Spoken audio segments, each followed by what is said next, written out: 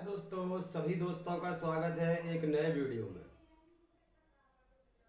काम भिखारियों के और शौक नवाबों के, ये सबकी यही स्थिति है आजकल।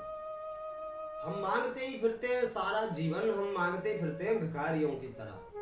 हमें सब कुछ चाहिए, हम कहीं जाएं तो हमें पूरा सम्मान चाहिए, हमारे लिए सबसे ऊंचा पद चाहिए, हमारे लिए सबसे ज़्यादा धन दौलत पैसा चाहिए, और सारा जीवन हम मांगते मांगते ही निकाल देते हैं। क्योंकि यहाँ जो कुछ भी है सब मिलेगा तो संसार से ही, दूसरों से ही। तो दूसरों से लेने की चाह ही भिखारीपन कहलाता है। इसलिए भैया, ये मांगने की आदत जो है यही हमें भिखारी बनाती है। और हमें लगता है कि हम ये मांग मांग के जोड़ जोड़ के इकट्ठा करके राजा बन गए हैं, हमें ऐसा लगता है।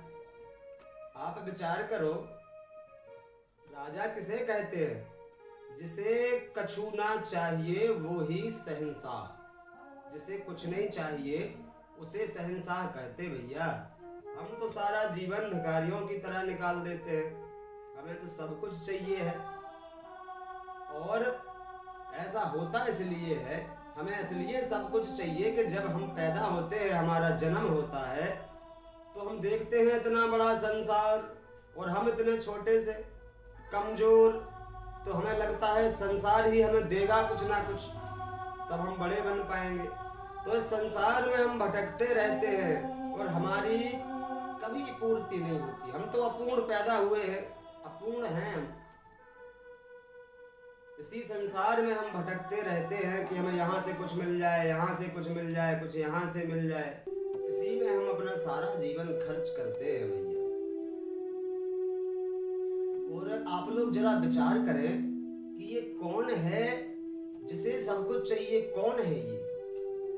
यही अहंकार कहलाता है, और यही है हम, अहंकार ही हम हैं। जैसे मान लो आपका नाम सुनील है, तो बताओ ये कौन है सुनील? हम किसे सुनील कहें? आपके मकान को सुनील कहें, कि आपके मोबाइल को सुनील कहें, कि आपके गाड़ी को सुनील कहें, कि आपके इस हाथ को सुनील कहें, कि आपके सर को सुनील कहें, या फिर सारे शरीर को सुनील कहें? कौन है आप बताइए? जो सुनील नाम है ये किसका है? कौन है ये? यही अहंकार है, उस अहंकार का ही नाम है ये।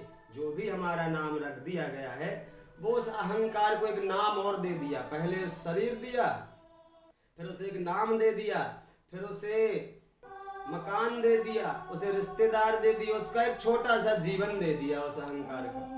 अब वो इसी अहंकार को बढ़ाने के चक्कर में वो सारा जीवन संसार में भटकता रहता है। ये अहंकार आत्मा तक नहीं पहुंच पाता। तो आत्मा तक पहुंचने के लिए भैया, आत्मा तक पहुंचने के लिए हमें ये संसार की चीजों से दूर जाना पड़ता है।